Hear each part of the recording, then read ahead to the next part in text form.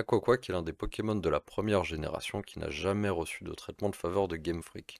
En effet, ses statistiques lacunaires ainsi que son type mono-aquatique en font un Pokémon peu prisé pour les stratégies offensives.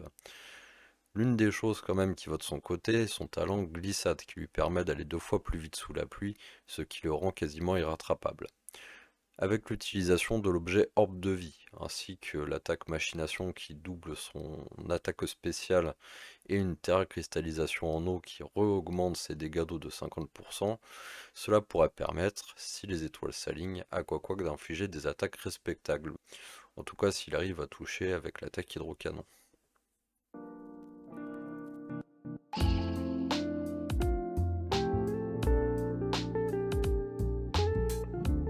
Bonjour à tous, ici Cliff et les oiseaux, et aujourd'hui on se retrouve pour une petite partie toujours sur le thème de la pluie. Donc on a notre Béquipon qui invoque la pluie lorsqu'il arrive sur le terrain, ce pendant 8 tours, et on va essayer de tirer ça à notre avantage. L'équipe est remplie de Pokémon qui sont améliorés d'une manière ou d'une autre par la pluie, que ce soit par leurs attaques de type eau qui sont boostés de 50% ou par des talents comme glissade et hydratation qui permettent d'avoir des bonus quand il pleut. Et voilà, on va essayer de mettre ça en pratique sur le terrain. Alors je commence avec mon leader habituel, le Lestombel, qui a pour but de mettre les pièges rock, hein, comme à son habitude. Et là on se retrouve devant un lead très particulier, peu courant, qui est le Porygon Z, qui a un attaquant spécial qui est soit porteur de lunettes de choix, qui augmente les dégâts spéciaux de 30% et qui le bloque sur une attaque en particulière, soit il est sur du Nasty Plot, le Nasty Plot qui est une attaque qui augmente l'attaque spéciale de 2 niveaux. Et il s'avère que c'est le cas, donc là c'est ce qu'il a fait son Nasty Plot, il a augmenté son attaque de 2 niveaux et je me suis dit, bah mon Palmaval, lui, il a une veste de combat qui réduit les dégâts qu'il reçoit de 50%, il va tanker l'attaque sans trop de soucis et il va le mettre KO avec une attaque de type combat. Comme vous avez pu le voir, ça s'est absolument pas passé comme prévu, le Palmaval à terre, malheureusement. Et je me dis, bon, cette bête-là, elle doit avoir un objet qui est bien, qui doit bien l'aider à faire des dégâts, parce que vu les dégâts qu'elle a fait au Palmaval, faut qu'on se débarrasse de ça. Donc je sais que je peux prendre un coup grâce au focus sash du Lestonbec. Donc j'encaisse un coup qui me laisse un point de vie. Et je fais une attaque sabotage qui permet de me débarrasser du focus sash du Porygon Z qu'il y avait en face, ce qui fait qu'on va pouvoir le mettre à terre à la prochaine attaque. Bon alors malheureusement on n'a pas pu mettre de piège rock, du coup il n'y aura pas de dégâts récursifs côté adverse tout au long de la partie, donc ça nous handicape bien. Et je me dis, bon, qu'est-ce qu'on va faire? On va déjà mettre la pluie, parce qu'il va falloir qu'on aille plus vite que le Porygon Z, et je suis pas sûr d'avoir un Pokémon qui permet d'aller plus vite que lui. Et le fait de mettre sur le terrain un Pokémon de type eau et vol, c'est un grand drapeau qui dit attaque-moi avec une attaque électrique, tu vas me faire 4 fois plus de dégâts. Et il est tombé dans le piège, il a fait attaque éclair, et moi j'ai mis du coup mon Duracell, qui s'appelle de son nom français, comment il s'appelle déjà celui-là, il a un nom bien bizarre, il s'appelle le Kilowattrel en anglais, de son nom français le Fulgulero. Donc on met le Fulgulero et lui il a Absorbe éclair qui permet de se soigner quand il est au contact d'une attaque électrique. Donc on a réussi à absorber le coup et l'adversaire est passé sur son Noctali qui est un tank spécial, donc qui résiste énormément aux attaques spéciales, mais qui n'est pas très compétent en termes offensifs, donc c'est pas une grosse menace, c'est surtout une grosse éponge. Du coup je me dis on va en profiter, la pluie vient d'être mise en jeu, on n'a pas utilisé pas trop de temps de pluie, et on va en profiter, on va mettre le Aquaquack et on va utiliser notre propre Nasty Plot. Nasty Plot, j'utilise le nom français quand même. L'attaque machination qui augmente l'attaque spéciale de 2 crans, hein, c'est ce qu'a fait le Porygon Z en début de partie et qui a mis à terre le Palmaval. Donc nous on rattaque, on fait pareil, on fait la même chose Et vu la défense spéciale du Noctali, il va falloir qu'on tente l'attaque hydrocanon, même si elle a que 80% de précision. Donc on a 8 chances sur 10 de toucher, et on touche. Donc quand même risqué. Et l'hydrocanon, qui est quand même une attaque qui est une base d'attaque de 120 de puissance, si je ne dis pas de bêtises, avec 50% de dégâts augmentés parce qu'on est de type eau, plus 50% parce que c'est la pluie, et les dégâts doublés parce que on a augmenté de 2 niveaux notre attaque spéciale. Le Noctali avait aucune chance de survivre. Là on est contre un Pokémon de type plante, et ben on va faire une attaque de type givre, hein. C'est très spécial comme choix de l'adversaire d'avoir mis un Pokémon de type plante face à un Pokémon de type eau, sachant que les Pokémon de type eau ils ont très souvent une attaque de type givre comme coverage, comme moyen de couvrir ses faiblesses, et il en a payé le prix. Alors c'est possible qu'il terra cristallise, hein, et qu'il change le type de son Pokémon, et là du coup on se va voir, mais c'était pas le cas. Le Tarantella, le nouveau Pokémon de la génération 9 qui aime bien mettre le piège gluant sur le terrain pour réduire la vitesse de moitié.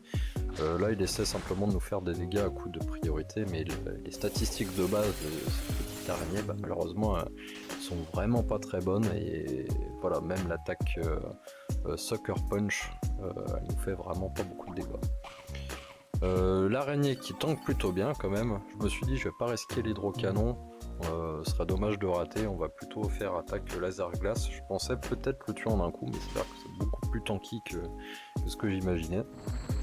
J'en profite, je refais une attaque machination, donc là on est à plus 4 d'attaque spéciale. Le laser glace devrait battre le Tarantella sans trop de soucis. Donc le Tarantella qui tombe, et là malheureusement la pluie elle devrait plus tarder à s'estomper, ça c'est bien dommage, et voilà, ouais, la pluie s'estompe. Donc on se retrouve avec une vitesse normale de la Coca qui est pas super, il me semble que c'est dans les 80 ou quelque chose comme ça si je ne dis pas de bêtises.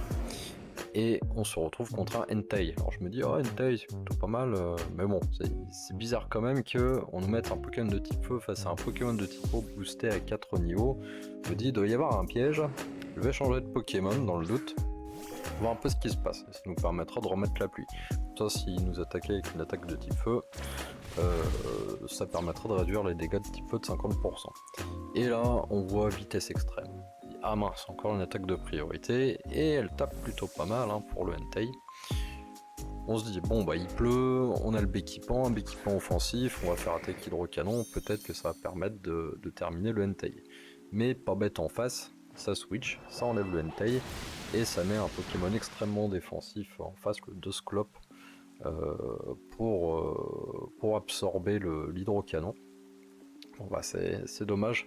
Et je me dis, on va faire une attaque vent violent, parce que peut-être on va le rendre confus, et ça nous permettra de l'avoir en 2 tours. C'est ce qui se passe, malheureusement il n'est pas confus, que 30% de chance de rendre confus, hein, donc c'est pas automatique. Mais voilà, on progresse, petit à petit on progresse, et là on voit qu'on a vraiment pas fait beaucoup de dégâts hein, comparé à notre premier rôle. Il faut savoir que toutes les attaques ça fait pas des dégâts fixes, hein, c'est une plage de dégâts qui est faite aléatoirement avec un minimum et un maximum, et là je pense qu'on a vraiment fait le minimum du minimum. Bon, pas très grave. Le Dusclope s'il nous grattait petit à petit, mais nous on a l'attaque atterrissage qui permet de nous soigner de 50% de nos points de vie quand on l'utilise. Donc là théoriquement le Dusclope s'il est incapable de faire assez de dégâts pour battre notre Béquipant, et je me dis bah tiens on va en profiter, si ça joue sur la durée, on va mettre notre lac Messing, parce que notre lac Messing il est extrêmement résilient, surtout sous la pluie, parce qu'il peut utiliser son attaque repos pour se redonner tous ses points de vie, et perdre la condition endormie grâce à son talent hydratation. Ça c'est super bien. En face, bon bah ça nous a empêché de faire notre attaque tempête, hein, ça nous a fait l'attaque entrave, et ça nous a fait l'attaque Pain Split. Alors Pain Split, comment tu traduis ça en français? Pain Split Pokémon, dis-moi mon ami Google. qui permet en fait d'équilibrer les points de vie entre les deux personnages. Donc s'il y en a un qui est à 100 et l'autre qui est à 1%, bah, tout le monde passe à 50% de points de vie. Et bon, ça n'a pas suffi. Alors, comment tu dis pain split? Bon, c'est... Balance, attaque balance. Ah, je devrais savoir ça. Quand j'étais gamin, il existait déjà cette attaque. Mais ouais, ça remonte hein, quand même. En face, le Porygon qui revient, le fameux Porygon qui revient. Bon, on va mettre le B-équipant pour remettre la pluie, parce que là il n'y a plus de pluie. Et ça nous fait attaque laser glace. Attaque laser glace qui nous met pas KO. Parce que c'est résisté par le type eau, mais c'est la faiblesse du type vol. Mais comme on est à la fois eau et vol, bah du coup c'est neutre. Et je me dis, bon bah là le B-équipant il est dépensé. J'ai pas envie qu'un autre de mes Pokémon se prenne des dégâts en switchant. Du coup je me dis, bon tant pis, on sacrifie le B-équipant. Mais là du coup on est plutôt tranquille parce qu'on a Canard WC qui va être plus rapide que le Porygon Z, parce qu'il pleut et qu'il a le talent glissade. Je fais laser glace et le Porygon Z il est KO. Et je me dis, ah bah c'est super, il reste plus qu'un Pokémon, on va pouvoir facilement s'en débarrasser, il n'y a aucune chance qu'il aille plus vite que moi. Mais j'ai oublié un détail très important. Je sais pas si vous vous souvenez, très chers téléspectateurs, mais il y a quelques tours, il a fait une attaque très spéciale, l'attaque vitesse extrême, qui attaque toujours en premier. Et là, mon pauvre Aquaquack, malheureusement, il a pas tenu le coup. Bon, je me dis, c'est pas grave, j'ai le Duracell. Le Duracell, il va permettre de tanker en le terra cristallisant anti-pacier. Et qu'est-ce que j'ai oublié de faire? De le terra cristalliser anti-pacier. Donc je l'ai gardé en type électrique vol. Et malheureusement, du coup, j'ai pas appuyé sur le bouton, il a pas résisté l'attaque. Là, je suis en train de me rendre compte de mon erreur terrible. Et ça va sans doute nous coûter la partie. C'est bien dommage parce que du coup, si j'avais cliqué sur le bouton et que j'avais pas fait l'andouille, on aurait pu survivre à 2 attaques extrêmes. Donc là, on aurait pu répliquer sans être mis KO. Mais malheureusement, du coup, c'est pas le cas. Le Duracell qui est KO et il me reste plus que le lac Messing. Alors est-ce que le lac Messing peut tanker une attaque du Entei, une attaque vitesse extrême qui n'est pas améliorée par un type normal, parce que pas de terra cristallisation a priori. Je me dis on va voir, allez c'est parti, terra cristallisation en type sol, pour bien montrer qu'il me restait ça dans la poche, mais là du coup il n'est pas utile. On va faire une dernière attaque. On croise les doigts. Est-ce que je survis à l'attaque extrême? Est-ce que le lac Messing est assez bulky comme on dit dans le milieu? Et bah non. Et bah non. Et c'est pas grave, ouais. C'était une belle partie. On a quand même un Aquaquack qui a tenu la route, hein. Il a fait des dégâts, il s'est débarrassé de 2 à 3 Pokémon. Pour un Pokémon qui date des années 95 et qui n'a jamais été buffé par Game Freak d'une façon ou d'une autre, c'est quand même admirable. Bon là je pense qu'on va le mettre à la maison de retraite, là, il a besoin de il a besoin de se reposer le pauvre Aquaquack, peut-être qu'on le ressortira un jour dans une autre vidéo, qui sait. Mais voilà, félicitations au très cher Canard.